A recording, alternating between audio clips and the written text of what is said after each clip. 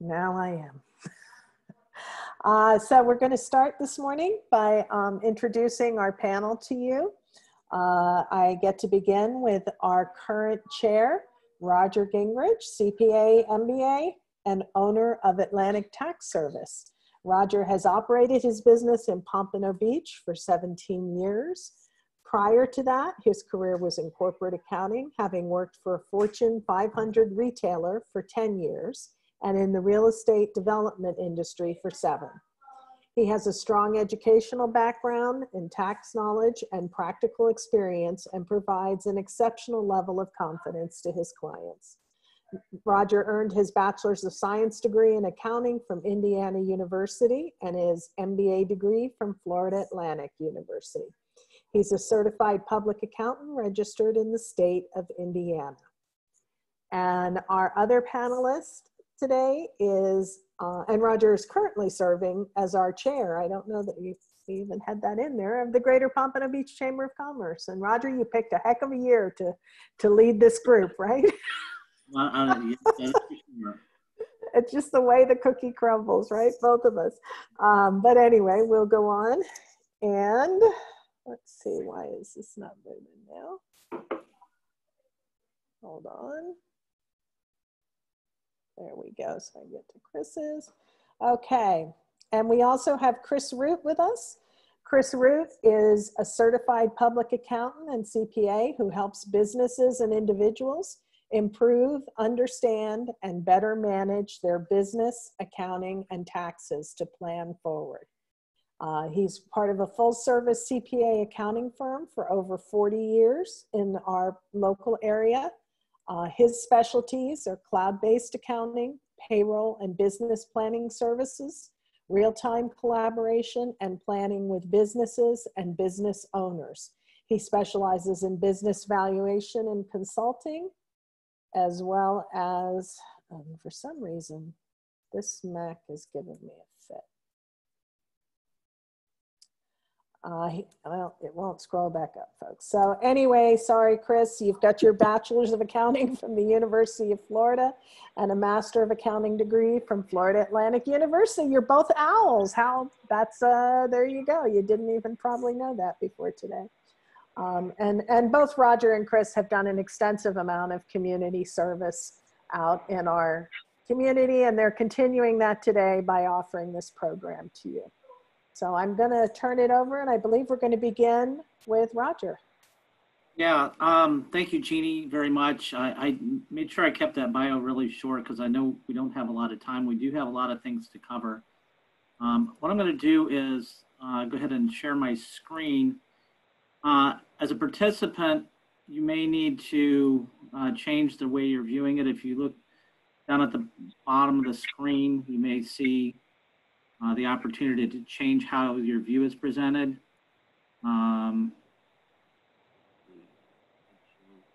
Beginning. So that you're able to see the whole thing.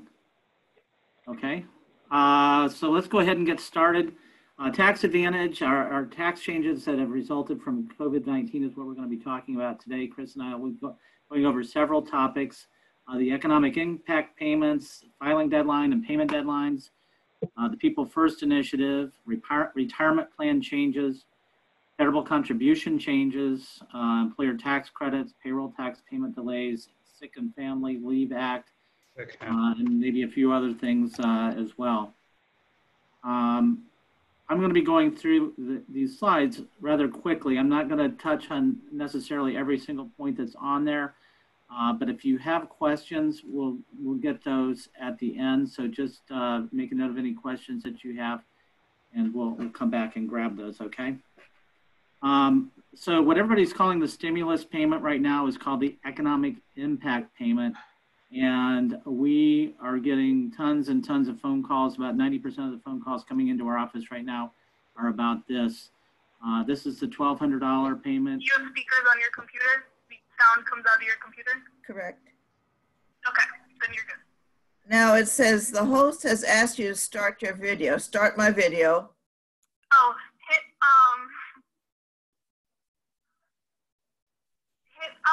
mute. Bottom left, there's a thing that says video. All right. Let's keep going here. The economic impact payment is for U.S. citizens and U.S. resident aliens with a social security number. If you are a dependent on somebody else's return, you're not eligible. You do have to have a social security number. And the only exception to that is if you are married to somebody without a social security number and one of you is in the military, then you would still be eligible for the payment. There's income and filing status requirements as well.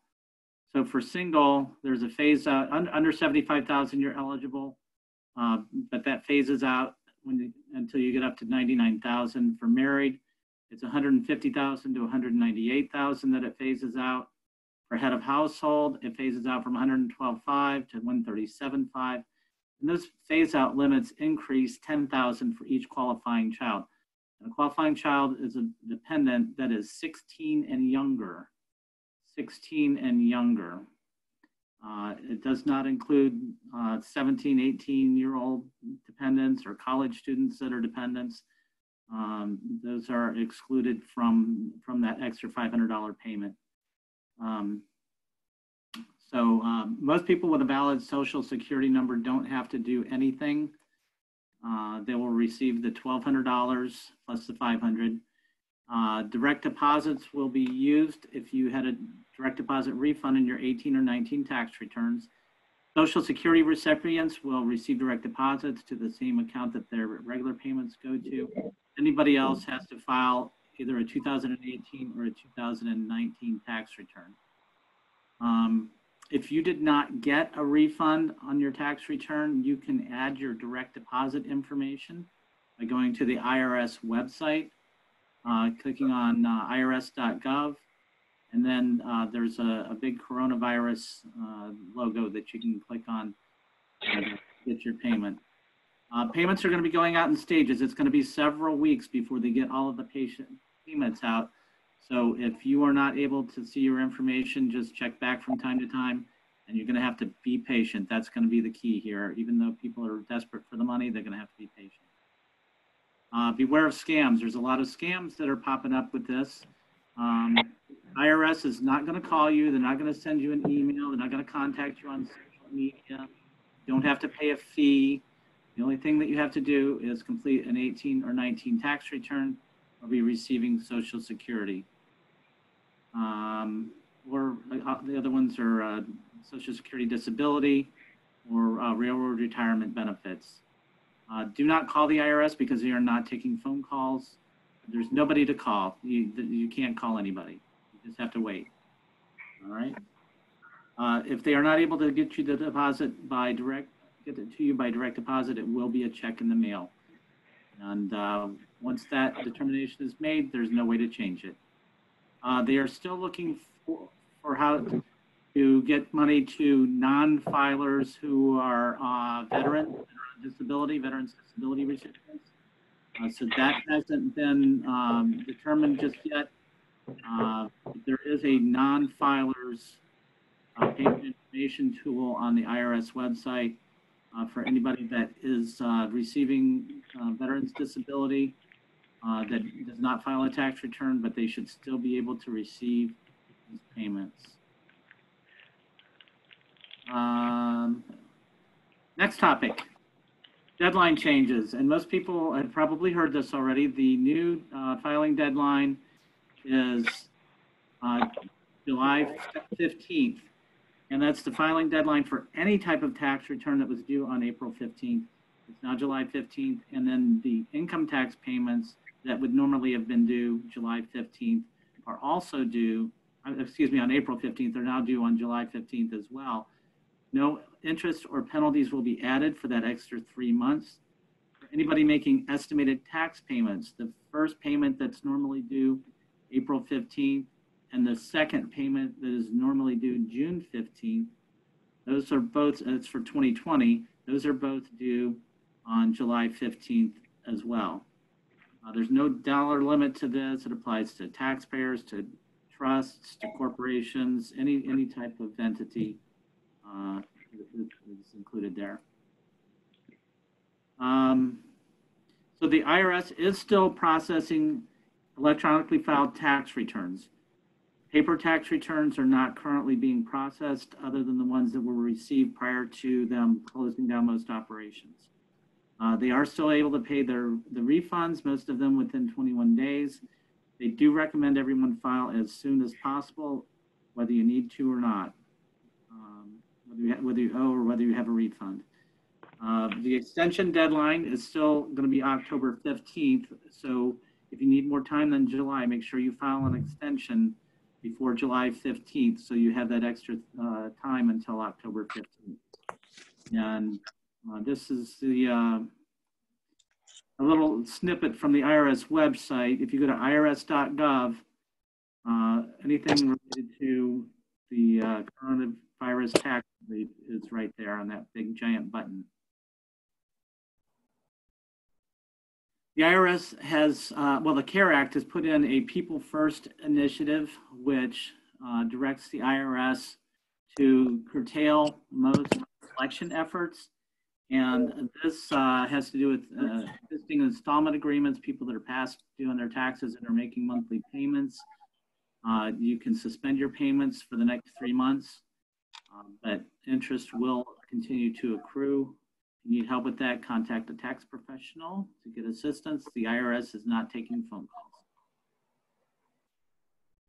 calls. Anybody that has an offer and compromise in the, they're not rejecting any applicants until after July 15th. They're not going to close any pending requests. You know, like if you don't send in documents, they just close out your requests. They're not doing any of that until after July 15th. Let's see. Any payments that you have to make as part of an offer and compromise, again, after July, or it's not due until July 15th. If you're delinquent on filing your 2018 return, it normally would cancel out an offer and compromise request, but they're giving you extra time until July 15th to get an 18 return filed. And, for new offer and compromise applications, anybody that's facing a liability that exceeds their net worth should consider applying for an offer and compromise to get a fresh start. And in most cases, you do need a tax professional to help with that process. Collection activities, liens, and levies are suspended through July 17th. However, for high income filers, income people, they will continue working on the very big cases. As far as audits go, they're not going to be starting any new audits at this time, but they will continue, the ones that are working from home will continue to work on those. There's not going to be any in-person meetings at this time. So they're not going to call you into the office, no matter how bad your tax situation is. But they will try to hold remote meetings if they can do that, if that, you know, the taxpayer is able to participate in that. There may be some unique situations where it's in the best interest of both parties to move forward. And in that case, somebody that's working from home would contact you directly. And most requests for information, if you receive a request for information, you can delay responding to that again until July 15th. Sometimes people that apply for earned income credit are sent verification reviews. And then there's a time limit on those before the IRS just cancels out the earned income credit. Anybody that's in that situation, again, has until July 15th. But anybody that's in that situation really should be getting their documentation in so that they can have the refund processed. Roger, before you go on, can we just ask everyone to mute their phone because you're getting a little bit of background and I want to make sure folks can hear you. If everybody would just mute, please. Jeannie's giving you the option to self-mute here so that if you do have questions at some point, you'll be able to unmute yourself. Okay. All right. So there's some retirement account changes as well. So this slide here is talking about changes that were put in place prior to the current situation. These changes came in for 2020. So I'm putting this in as a little bit of background so that you know where we're starting from. So it used to be that once you were 70 and a half years old, you could no longer add money to an IRA, even if you were still working. So that has been changed. If you're over 70 and a half, you can still put money into your IRA. The other thing that happens is when you turn 70 and a half is you have to start taking required minimum distributions out of all of your retirement accounts. And that age has been moved up to age 72 for anybody that was, as of January 1st of this year, that was under 70 and a half, okay, or 70 and a half or younger. So those two changes were already in place before the pandemic started, but the CARES Act put in some additional changes. It suspended those required minimum distributions for 2020. So anybody that is supposed to be taking money out of their account, and no matter what age, for 2020, you do not have to take that money out of your retirement accounts. The purpose for that is so that people don't have to take money out while their funds are at a very low level. If you have already taken money out for the year and you want to put it back, you can do that as long as it's within 60 days of the day that you took it out. In that case, it's treated as a rollover and not as a distribution that's taxable. Okay. The other changes. Let's see. My pictures keep popping up over my content here.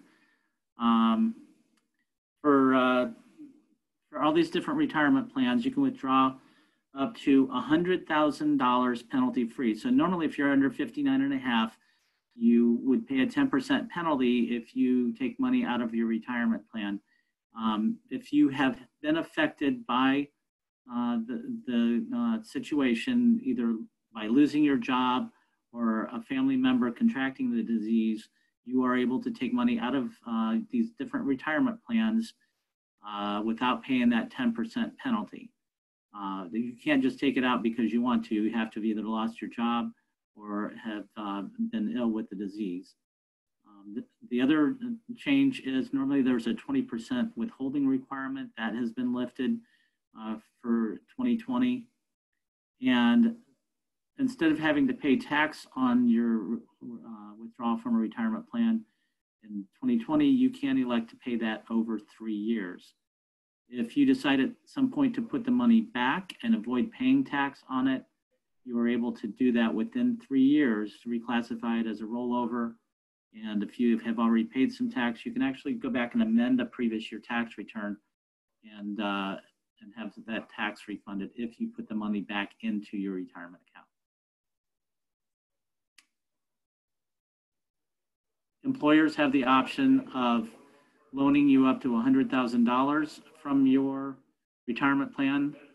The normal limit is $50,000, and the 5-year repayment term does not start until 2021. Again, employer plans, all of them are different, so you would have to check with your employer to see if they are willing to, if you need that type of money.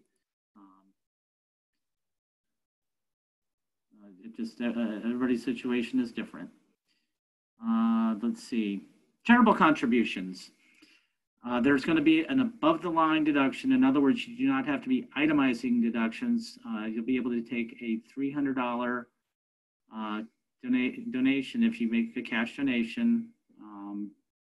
$300 will be deductible without itemizing. If you are itemizing, you can actually deduct up to 100% of your adjusted gross income, which is normally only 50%. These changes are to enhance charitable giving to nonprofits, which that brings us to Chris's segment. So I'm going to go ahead and stop sharing. Chris, if you want to go ahead and share your screen and take it over. Good afternoon, everybody. Thank you, Roger, very much. There's a lot of stuff there that Roger gave us, so don't expect yourself to remember it all, and certainly not what I'm going to give you. That's why the slides will be available, okay? But the bulk of that information is on the IRS website at any time you want to see it, and that's irs.gov, okay? So I'm going to try to share my screen here and get started on my piece.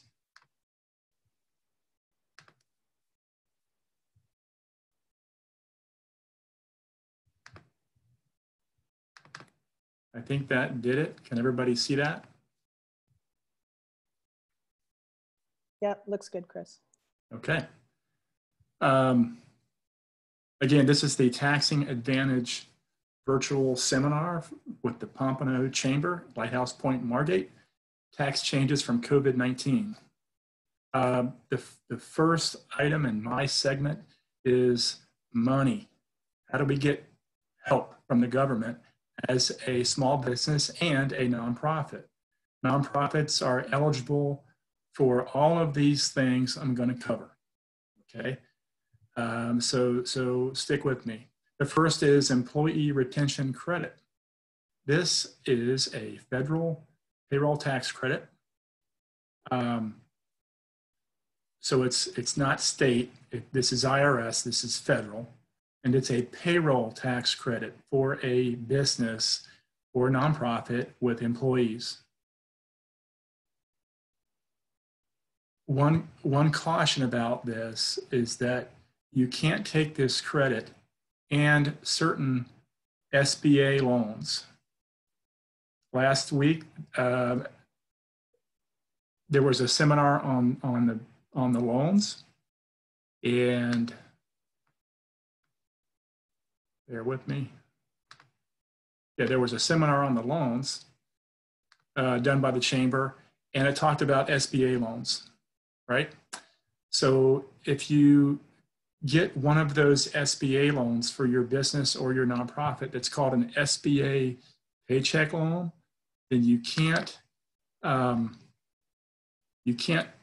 also take this credit, because this credit is like they're giving you money to offset your payroll taxes to help you keep your employees, and the SBA paycheck loan is the same thing. So you can't take both, okay? And it appears that you can't wait this out, that you can't take the loan, wait for the loan period to be done, and then start this credit. It doesn't seem to work that way. It's kind of mutually exclusive, okay?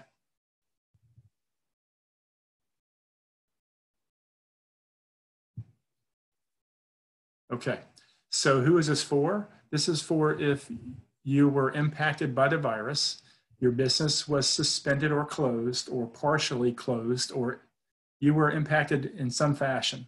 That's basically every business or nonprofit, right?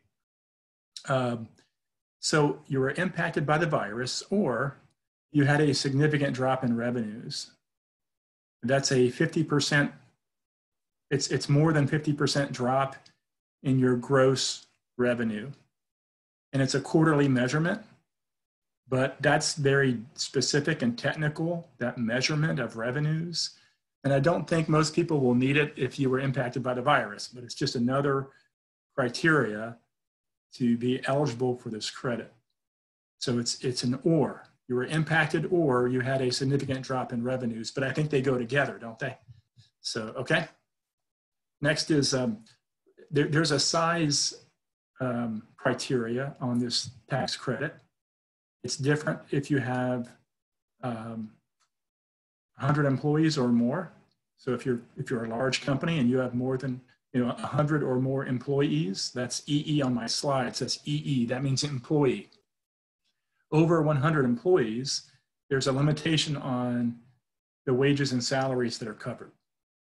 So if you're that large company, that over 100, then you only get the credit cover on salaries and wages you paid to people that were not working.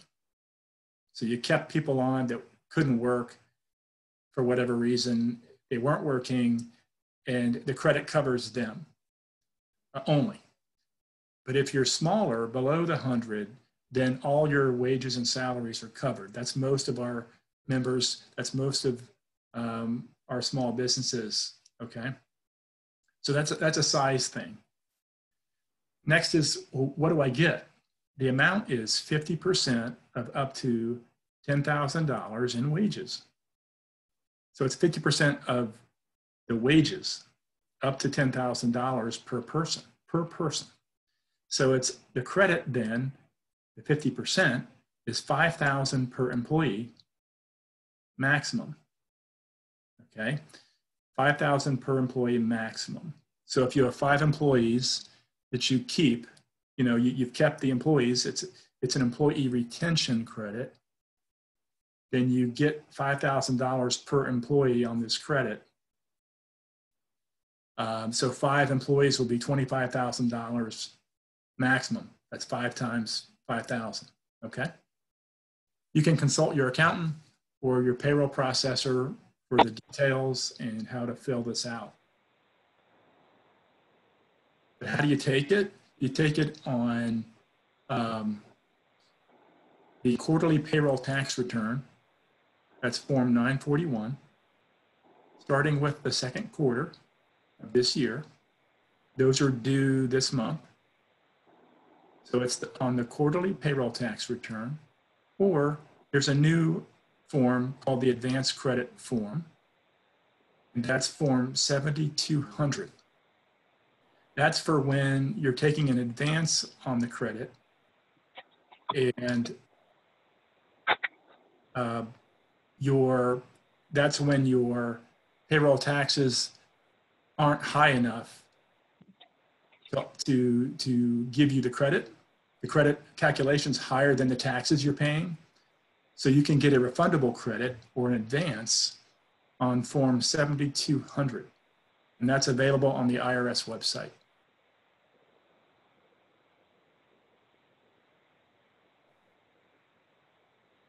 One second, please.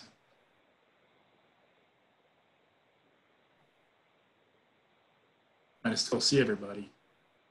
Okay. Okay, there's that. So that's the employee retention tax credit. The next item that's available to you is the federal payroll tax delay, which is kind of, it's like a deferral of your payroll taxes. It's not, they're not giving them to you.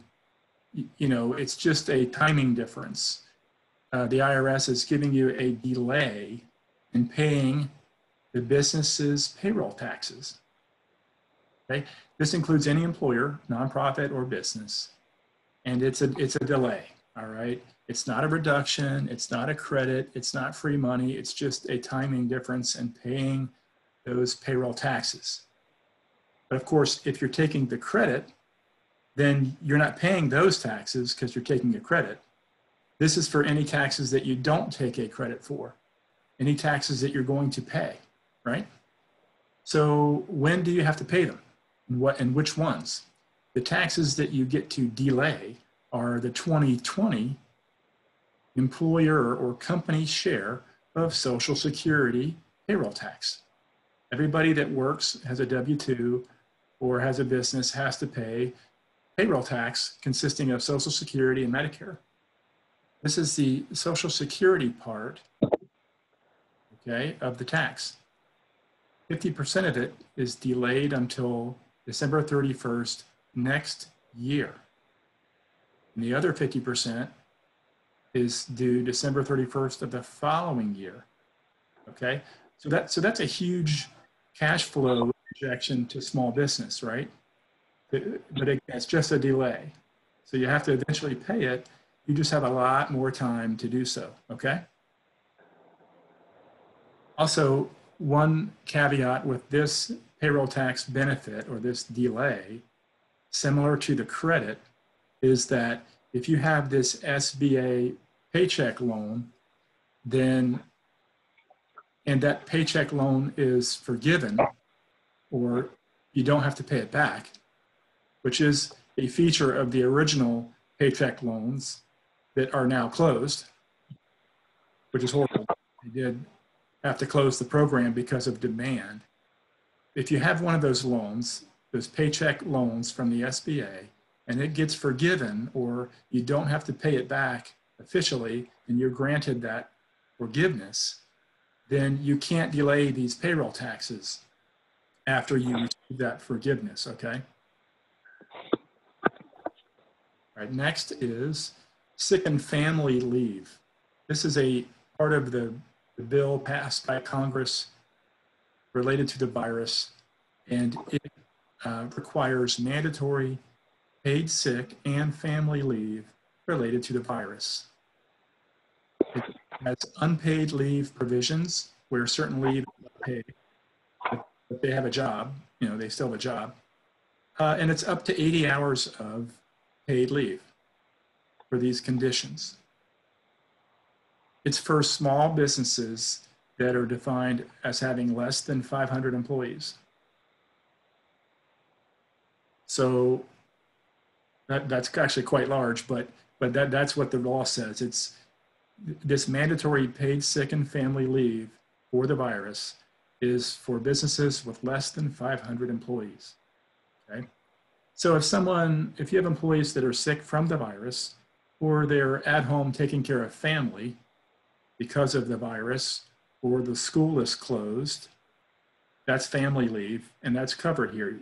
You have to pay them this leave. There's an exception if you're really small. So if you're less than 50 employees, then you don't have to pay when it's childcare related. Okay, you just got to see the rules and see how they fit to your business or nonprofit. Because of this requirement to pay leave, the government is giving some help. They're going to give another payroll tax credit for sick and family leave up to a certain limit. So they're going to give you money to help you pay this leave, the special sick and family leave, okay? There's a tax credit for you up to certain limits, and you just follow the rules on the tax form, and you can get this additional credit, okay? More information on all of these topics today, you can get it from the Chamber of Commerce, the Greater Pompano Chamber, as well as the U.S. Chamber. You can get it from Roger and myself, who are speaking to you today, our websites or our social media, or just talk to us. Get it on all those places. Also, irs.gov, the IRS's website. And there's a link that you can see there. It's the coronavirus link at the IRS. You can also go to the SBA website for information on the government loans if you still need that. Also, Forbes has a nice small business relief tracker, and it includes nonprofit. Okay? So Forbes.com, and you search for small business relief, and you'll find a tracker that talks about funding, grants, resources, foundations that are giving money, things like that. So it has a section for business and nonprofit. More toward nonprofit folks, you can look at community foundations, your grantors, other donation sources like on that tracker. The National Council of Nonprofits has a website that has information about money available to nonprofits. That's the National Council of Nonprofits, and the website's there. You can see that, right? www.councilofnonprofits.org. Also, FEMA has or had money for nonprofits that own real estate. I believe that was one of the criteria. So nonprofits could go to FEMA.gov and look at any available nonprofit aid there, which may be gone now. I'm not sure what the status is, but you could also check that out, okay? So nonprofits have additional sources beyond the IRS beyond the federal government for taxes to get help. They have these community foundations and other private foundations and donors and the council and things like that. Some tips at the end of my talk here would be review all your options first so you can coordinate with your accountant or your advisor and your banker. Make sure that you look at all these options first, apply it to your business and go, which ones are best for me? Because some you can't use with the other, right? Everybody understand? Okay. Have good accounting and payroll records because you have to know what's happening in your business. You have to know what you're losing, how bad it is, how good it is. And you're going to need payroll records and accounting to obtain some of this relief. And outsource it as needed. You know, get an accountant to help you. And the big one, which I did the other day for my business, was cash flow forecasting and planning. You have to keep it simple, have good accounting, good financial reports, and project the rest of the year. Actually go 12 months. Just take 12 months. Don't try to be, 5 years into the future. Nobody knows. But just take 12 months. Catch up your financial reports for your organization, and then project forward 12 months and have your bank balance, your sales and your expenses, and figure out what's going to be the bank cash flow for those 12 months. Because then you can say, oh, in the summer, it's going to be really bad.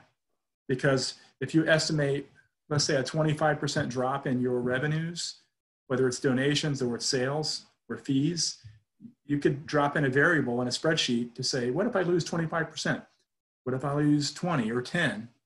What's going to happen to my bank balance, my cash, in the summer or the fall? So you can do that. If you need help, get an accountant. I can help you. Roger could probably help you, or just get with your accountant. But that is something to do right away to model how your business is going to do, or your nonprofit's going to do the next 12 months. So you can stay ahead of time what to plan for. Okay. Thank you very much for having me. I think we're going to try to take questions now. I'm going to turn it over to Jean. And just thank you. Yeah, why don't we get it back to stop sharing your screen, and I think everybody will pop in here.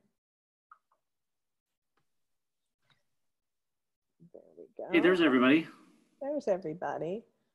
We do the grid. Now we do have a number of people on the phone, so that's going to make hand raising a little bit difficult. So does anybody have any questions? You can unmute yourself and ask a question, or type it over on the chat window. There's a chat window as well. You move your mouse to the bottom, it pops up a whole menu for those people who are new to Zoom.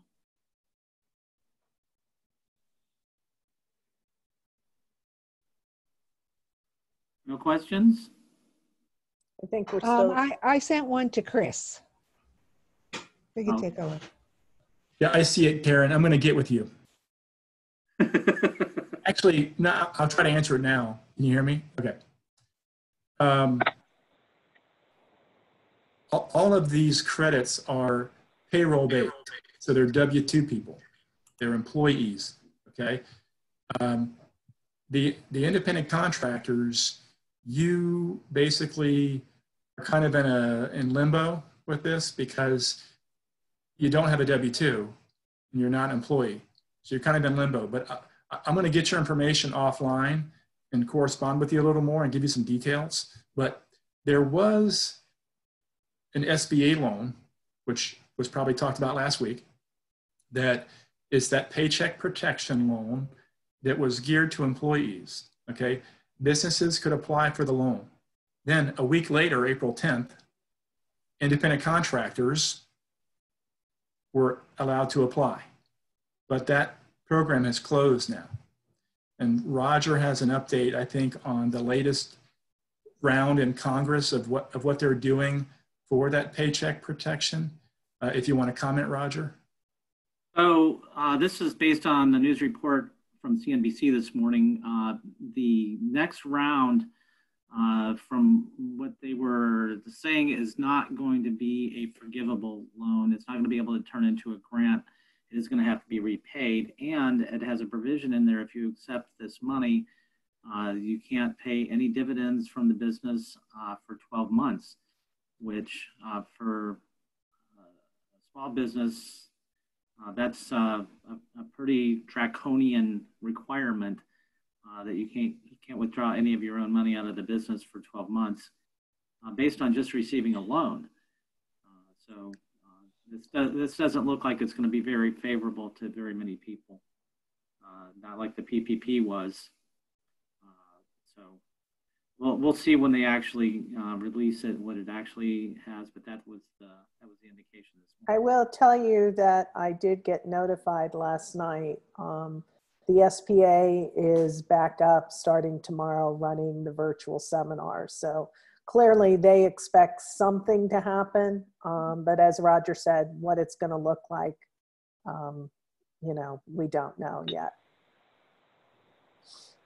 So Chris, should I get in touch with you about that? Yes. Yeah. I'll answer for you, Chris. Susan has a question. Karen, I'm going to get with you after this. All right. I'll tell you whatever's out there. See, Susan has her hand up. See how nicely that works. So we can see she's got a question for those who are on the video. So my question is, the situation is so ever changing. When is the best time to start reacting to this? Should I wait or should I start doing stuff now? So I think Chris kind of addressed that to some degree. It's time, as a business owner, you need to project your cash flow for the next 12 months, see where you're going to be. It's okay. Never mind. What your needs are going to be. I think it's if you're going to need a loan. So the time is now. You can't wait with this stuff, especially with these programs that come out. I was made aware of a program yesterday. Before I even had a chance to read the email, I found out that it was already, whatever the funding was already depleted. No, I meant as far as getting a tax return done, or I know all these deadlines are getting pushed so far out in advance, but I would think that with the influx of everybody going for July 15th or filing an extension, that there's going to be a big crush at the end. So it's probably more advantageous to do now, right?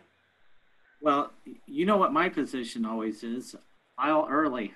I'm sure you're right there with me. Get your stuff in and get it going. It was a setup question. It was a good one, Susan. It was a good one. Roger, were you talking about the one from the U.S. Chamber yesterday? I think that's where it was from, yeah. Yeah, I got in last night at 10:15. My application is in. So they were still taking them. They just were having technical difficulties. I continued all evening working on that till I finally got it. Oh, okay. So. Any other tax questions? Because we do have a bonus segment here. I don't see any other questions. So we'll go to the bonus segment now. I'm going to share my screen again. What we wanted to talk about was some ideas around operating in the new environment. Oops, from current slide. There we go. Our business is a client-facing business. We see clients all the time, but in the world of COVID-19 and social distancing, we've had to take some different steps. And as we move to reopening everything, those are going to come back into play more and more. So we wanted to have maybe a little bit of a discussion here. What we've done is we limit the time that we have clients in the office. We encourage them to drop off their paperwork and then come back for an appointment later if they're not willing to do it remotely. We only do one appointment at a time. However, we do end up having people that just walk through the front door. We try to discourage that, but at this, We also want to take their money. Enforce social distancing. That's the hardest thing to do because people get used to having that interaction, and I want to show you this and that kind of thing. So that's been the hardest thing for people to kind of get used to. And then of course the face coverings are required. And then the photo on the top here, we've actually got a plexiglass screen on one of our desks where it worked out. But the 3-week workstations we have now are, one of them is really big.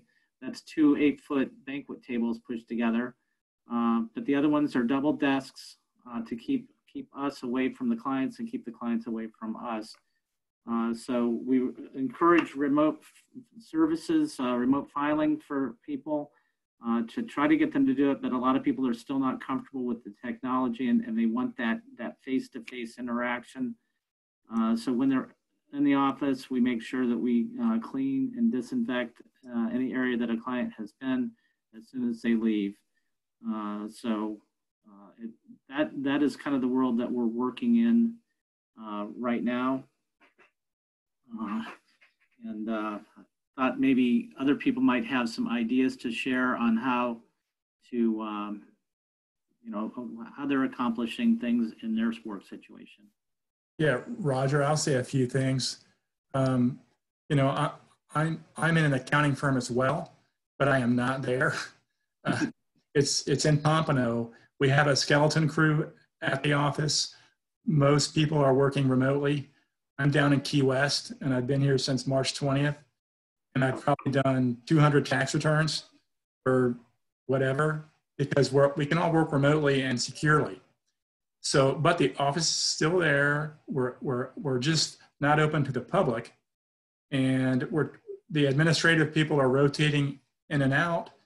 There's just fewer people in the office, and we're doing social distancing and cleaning after every visit, but there's really nobody coming in from the public. It's more like they go to the door and here's your package and they hand it, and then it's bye, see you later, or it's go to the parking lot. A lot of firms and companies are doing drop-off pickup in the parking lot. They're wearing PPE, masks and gear.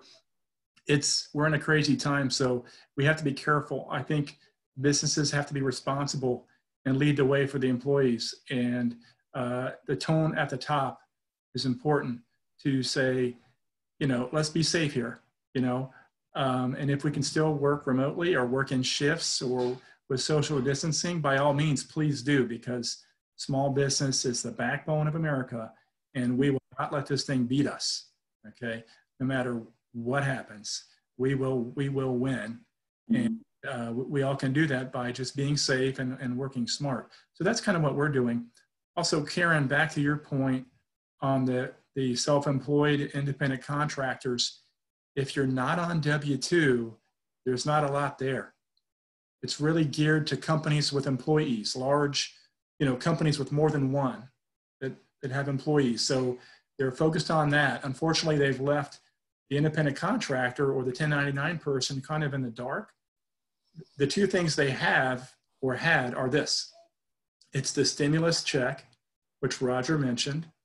If you qualify, you're going to get that stimulus payment, okay, as an individual.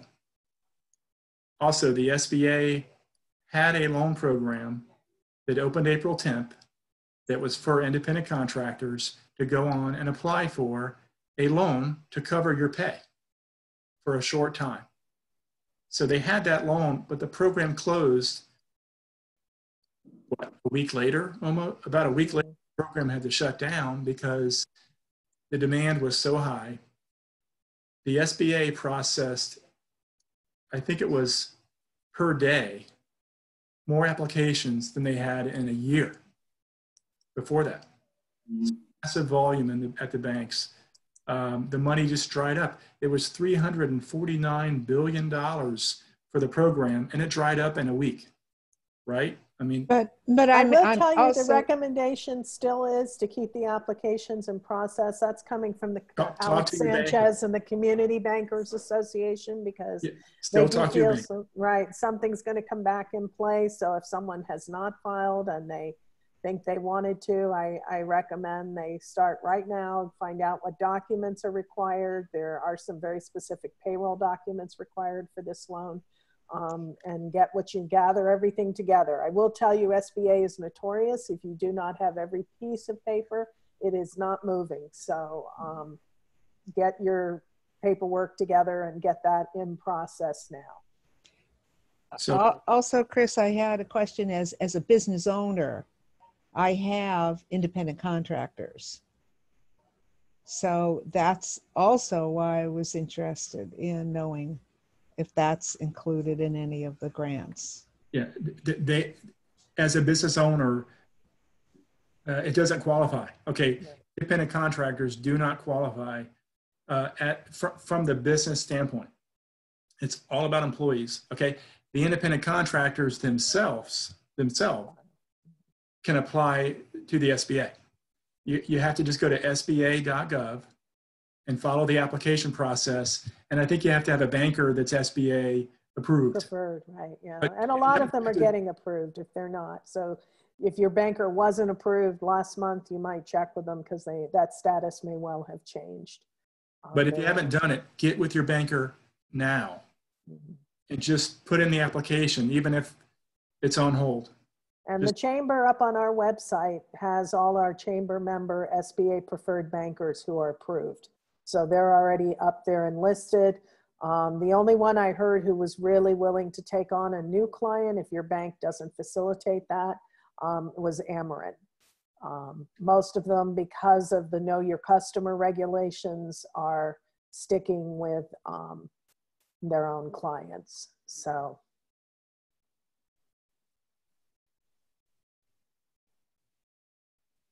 Okay, thanks, Chris.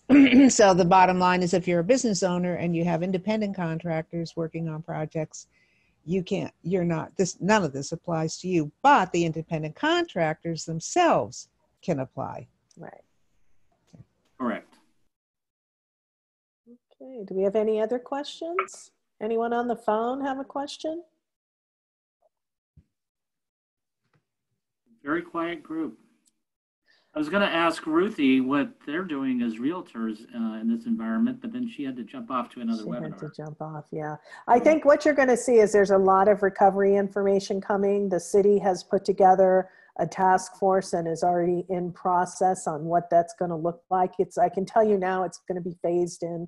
It will not all happen at one time. It will happen incrementally.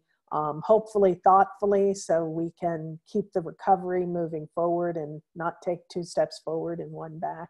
But there's a lot of minds smarter than mine looking at this. The state of Florida is very active with the Florida Chamber, working with the US Chamber. So we got a lot of resources out there and we're participating in all of them. And as Chris said, those websites are open to you. The Florida Chamber of Commerce has some very detailed information out there, as does the US Chamber. And I was on a Florida Chamber call before this call this morning. We will be putting together a task force through all the chambers in the state of Florida trying to help you figure out what recovery will look like. But I have been having Roger share what it's looked like to run his office, because while it looks different, it's still running. And I think that's what people need to understand. There is a way to move forward. It's just not going to look the way it did before. And like Chris said, many of us can work remotely. And so that's great. If this is working and people are productive and things are getting done, then, there's no reason to jump back in to other methods. Certain businesses may have to. And the restaurant industry, I don't know if you've noticed the pivot there, how many of them are becoming grocers. There's now a new pivot. One of the best ones locally is Tap 42. They not only did they turn out, they now prepare meals that you can cook at home. Their chef is on YouTube showing you how to prepare it the way they do. And this is something we've been sharing with our restaurateurs. So hopefully some of them can jump into this. So, you know, the chamber keeps trying to look for opportunities. I have a call I can place today to maybe let a restaurant help some of this agency on aging, Meals for Wheels. Their volume has gone through the roof during this time. I think we're going to see people are going to be having a lot of challenges. So, you know, anything we can all do to help, those of us who can should. I believe out at the Isle Casino on Thursday, there's going to be a food distribution from Feeding South Florida. So, you know, stay on the lookout for that. Help your neighbors. If anyone has someone over 60 who needs food, if you let me know, I do have a line there. I may be able to get them some assistance, okay? So thank you all. Everybody stay safe. Great job, Chris and Roger. Very informative. I learned a lot today. Thank you both for sharing. And again, I show it's right at 1 o'clock. So I think we good got job. time. And we had, at one point we had, I think, up to 19 people on this call today. So Okay, good. it was well attended. All right, guys. Thank you very much. Thank you. Thank you. Thank you. Thank you, Chris. Thank you. Bye, everybody. Thank you. Thank you. Ina, you want to stay on for just a second? I certainly will. The one thing that I saw while I was trying to do the presentation was the panel of photos would leave my screen. Oh, really? Okay. Yeah, so I kept having to move that out of the way so I could see what was on the slides. Huh. It was a little panel over to the right. Now Right. but then when Chris was going through his, then I finally found there's a little minimize button on there. Yes. That you can hit to get rid of it. Right. Until you're done. So that was the only thing. Glitch. Yeah, no, that worked well with you guys sharing your screen. That went great. And it did put a some kind of like a service bar at the top, and on one of the slides where there was information pushed all the way up to the top, it covered that, and I couldn't see what it said. So that was really the only two little issues Okay. that I had there. Okay. So it works really well. I tell you, it's been a godsend. I've been very happy with it. I will be on a call next week that's switched to using the next upgrade level on this. And I'm going to let him run it, see how it goes. And I'm going to talk to him after the meeting and, you know, try to figure it out. Richard Lees feels that he might be able to get it for me at a discounted rate. You know, maybe we have to do it through the Education Foundation or something to be a 501c3. So I'm going to look into all that. But yeah, I think for our purposes so far, $15 a month has been well invested here. So I think I paid for a year, and Susan had found some kind of a discount. And it was $129 if you paid for the whole year. Yeah, okay. And I just, you know, I just wanted to see what it looked like before I wanted to make sure this was the one we were going to go with because, you know, Lance was talking to me about other options. And so I know. The ones I've used, Zoom is the one that's easiest to use and yes, you can figure it out on the fly. And yes. And actually, like I said, my daughter was able to talk Pat Anderson through getting on today. So, so that was great. You know, and this worked much better for me today. Last week with Monica and Jeff, the challenge was I was like a one-armed paper hanger. I was answering the phone. I was moderating the discussion, and I was trying to read the script that we had done. So, because they didn't have PowerPoints. So it was a lot, but today I got my team all engaged. Maribel got on and co-hosted. Cassandra was sending anyone Zoom who needed it. And Aaron was fielding my phone. So that was a whole lot better and a whole lot calmer. So I feel last Tuesday, if you'd have seen me, I looked about like that. So Susan, you're still on as an attendee. How did it look to you? Did it look? It looked really good. Jeannie, just so you know, if you know a Rotarian, they can sign up for it, and it's 120. It's Okay. 119 and change. So 120 for the year. But the only caveat to that was I went and signed us up for it for our business, and then I couldn't sign the Rotary Club up for it when it came time to sign it up. So I had to have another Rotarian go in and get the deal. So that's the only thing. So there's plenty of Rotarians out there, and I know some in the chamber that'll probably help you out with that respect. If you Excellent, need excellent. Thank you. And I can get you help too. Thank you. So it looked really good. The only problem was like what Roger said with my screen went down to 4 slides and they covered up part of the PowerPoint. So you had to keep, I just grabbed it and moved it over. That's what I kept doing while I was presenting, yeah. Yeah. I just grabbed it and moved it over. I didn't really minimize it. I think I could have because there was a function, but I was afraid to minimize it too much because I always want to make sure if someone's doing something, they come up on my screen and I can respond to them.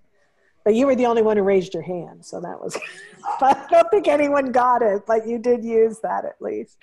I expected there would be more questions. I think at the beginning of every session, we probably should start off with almost like when you're doing a presentation. We did do introductions on the other one. Yeah, I think what we'll start doing is I liked your idea, Susan, this morning. I think we'll start opening it up from 11:30 to 12 for networking. And then we'll take it 12 to 1 is the seminar. And during that 11:30 to 12 time, we'll do self-introductions. We did, because we had people struggling to get on the SBA call, we actually did do self-introductions to try to kill some time till we got everybody in sync because Monica was having trouble getting on. So he needed to wait for her. So anyway, we got, we used that time that way and it was kind of nice. It's hard with the people who aren't on video though. That is the one they can hear, but it's hard to, and sometimes they have a name. One person today didn't. So I don't know who that was. I got a phone number. Phone number? Yeah. I think if we open up and we say down across the bottom and just do a little quick thing. Yeah, I had kind of wanted to do that, but today we were I was more worried about getting Roger and Chris set up and able to move their stuff, I just didn't even think about it to put it into the email. I kind of did, but then we ran out of time and I didn't want to. And again, today probably half our callers were on phone only. So that was a little bit problematic because because then they they don't see any of this. Yeah. So, but that's okay. We can now contact them via phone and get their email information to send them the PowerPoint. Yes. The only one I had to mute was Pat Anderson. I knew it was coming from her.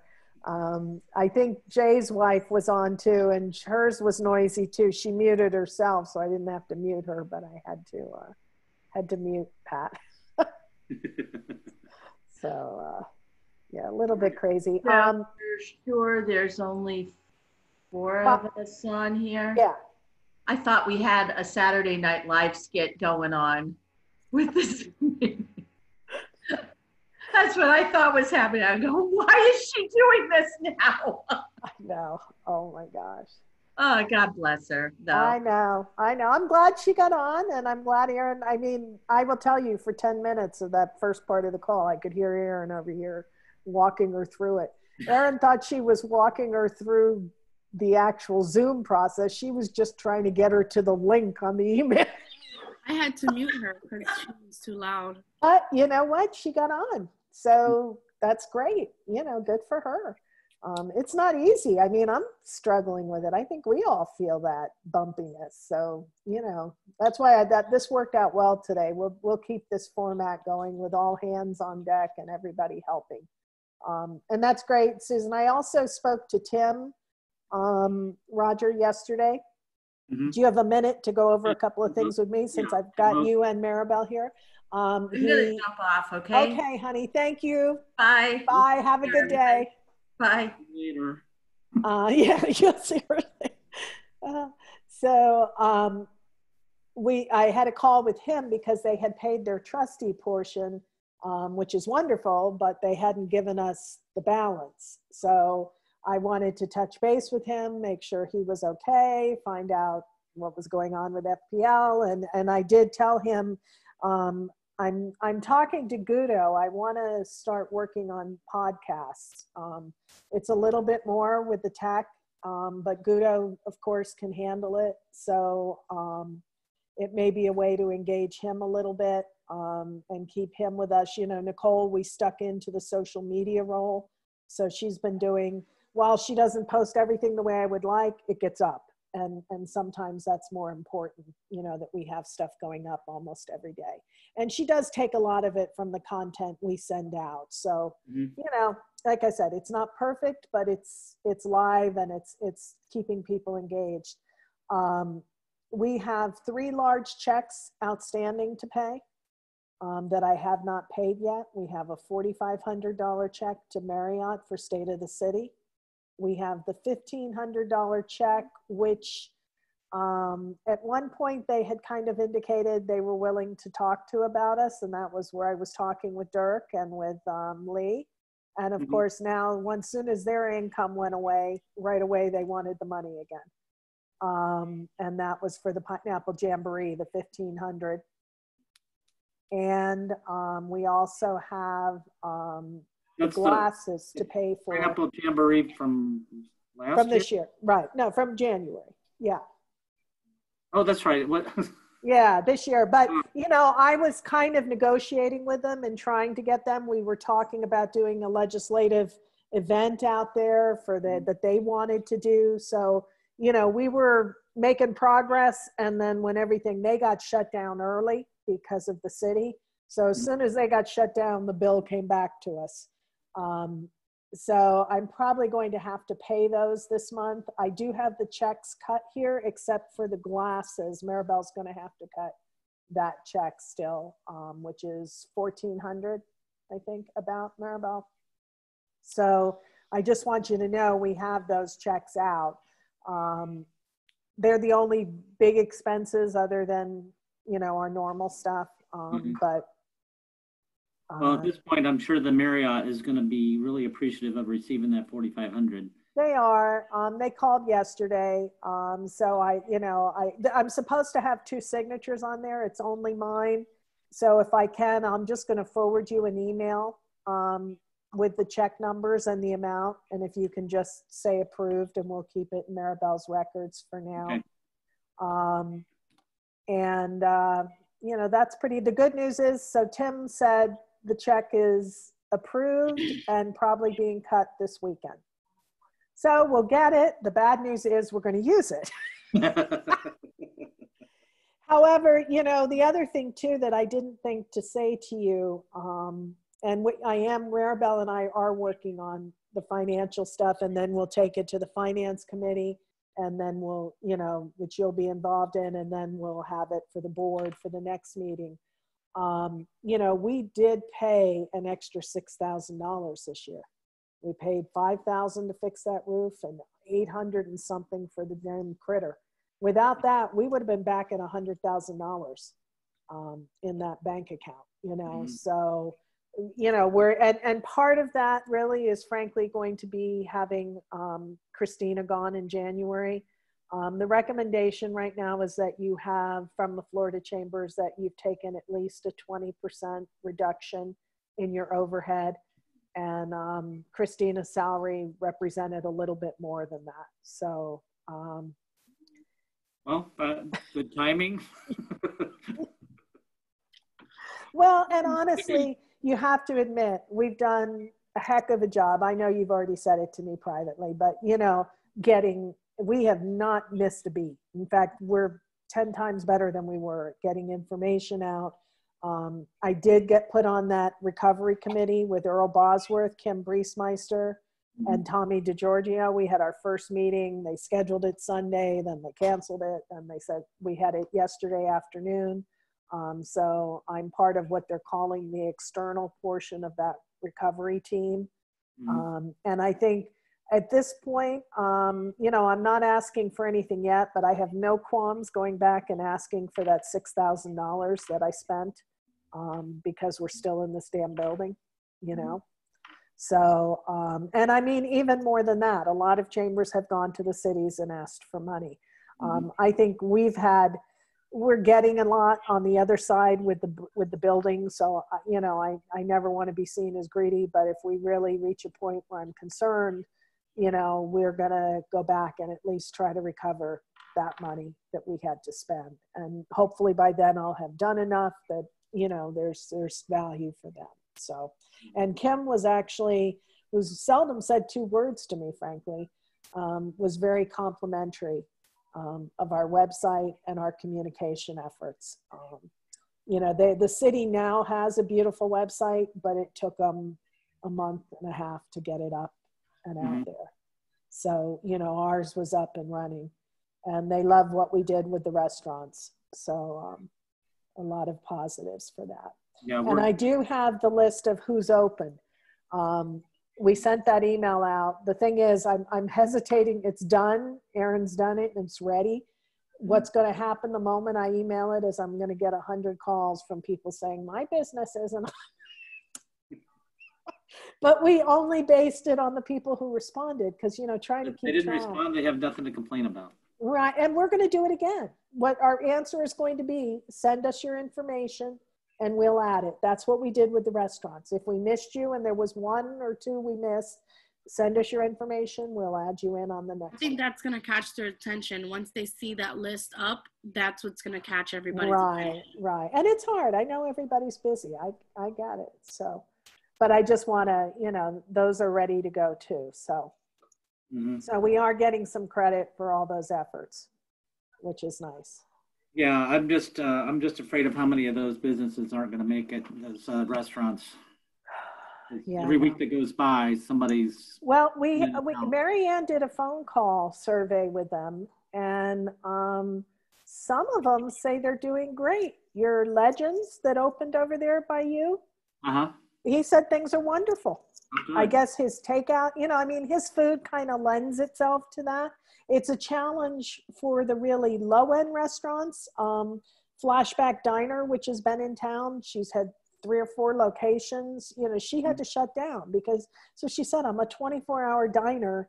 It doesn't make sense to sell a $4 plate of scrambled eggs at 3 in the morning. It's just not sensible, you know. And of course, the other challenge has been for the high-end restaurants. They're feeling that same pain because people don't necessarily want a $60 steak, you know, to go or being delivered by DoorDash. Well, and we went to just a Longhorn, and before tip, the bill was like $50, and it was just Susan and I getting a meal, no drinks or anything. Wow, this better be damn good. Yeah. And it was. Yeah. It was really good. It was good. Okay, well, that's good. So, you know, you're looking at it going, well, I could kind of cook my own steak. I'm already at the house. Yeah, throw a baked potato in me. But I want to go out and get dinner, but it doesn't seem practical. It's not even the money. It's just not. It's not all that practical. No, it's not. It's not. And you know, you gotta. You know, you already are being exposed to people on a regular basis. So you know, I think that's something everybody's kind of going to have to figure out where they can minimize what their normal exposures are. You know, things you don't have to do, you don't need to do right now. You know, but it was good. Mary Ann's calls were good to the restaurants. They were thrilled to hear from us. And I talked to the team last week. Everybody is supposed to be making calls this week, and they're supposed to update on our team meeting who they've spoken to. And, you know, that will help us also have, you know, an idea of the business climate. I did put out the survey the city is looking to see responses on. So that did go out this weekend as well. And it's up on our website. So they were very happy too, because again, as soon as they approved it, I got them up and I got it out within a day. So we're doing what we can. Okay. And then when is the happy hour? I'm going to do the happy hour, I think the Wednesday, the end of the month. Wednesday at the end of the last Wednesday of the month. Okay. Yeah, yeah. I'm For putting some that reason, it's in the month, together. I can't remember which day. Yeah, the problem is we just had so much crap going out this last couple of days. It's you know, it's been a lot. I try to make sure. You might try still to get on that U.S. Chamber site. I think people got locked out and didn't get in. I just, since I'm not eligible for much of anything, I thought I got to try to get this, so I just stayed on it. Well, I thought Susan had told me that the money was already gone, but yesterday I had between the phone ringing and trying to get this PowerPoint done, I didn't have time. And then well, like I said, all day it bounced you out. There were 5 of us on that website trying to get into it. Maribel. Comcast went down. Comcast went down at 1 o'clock for the rest of the day. Well, and honestly, I didn't, even with all that, they spent hours trying to get in. And then I kept working on it after about, 7:30, Maribel, the last time you and I spoke, and I was still working on it. I think I was on it till like 7:40 was the last time that I. Yeah, and I stayed on it. And finally at like 10 o'clock, I am in review now. Now we'll see what happens, but my application is in, so. Well, that's good. Yeah, and they said they were going to, I think what probably happened is I think their website was blowing up the whole day. So I don't think maybe people got in. I would still suggest trying. I think a lot of people just kind of kept trying and then gave up. Yeah. Okay. Well, today I'll have a chance to actually take a look at it. Yesterday was a disaster, and I don't know how our internet. I mean, our phones go over the internet. The internet was down, but somehow the phones kept working. I still That's can't. That's crazy. I can't. I don't understand. Yeah, because we lose both when that happens in the chamber. I have a backup internet, but it only worked for the internet. It didn't work for the phones because even when it was unplugged, the phones kept. I don't know how the phones continued working, but I'm glad they did. But we were so busy yesterday afternoon. I'm the last person to answer the phone at the office. I answered the phone at least 20 times, Wow. 20 times. So it was. Well, again, as unemployment, I mean, those claims are still not getting paid. So I would think people are just scrambling for their tax returns. Oh, they want that stimulus money. And we're to the point now, if somebody calls in and they're wanting help, if they're not our client, we can't even help them because we don't have time. The IRS won't take phone calls. So you can't do anything anyway. Yeah. Their alternate call center. Yeah, I know. Understood. Anyway. All right. Hey, well, good job. I think that went well. Chris was happy. So that was a nice way to thank him and engage him. So you guys did a great job working it together. Jeff and Monica did as well. So thank you.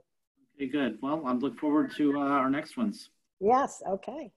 All right.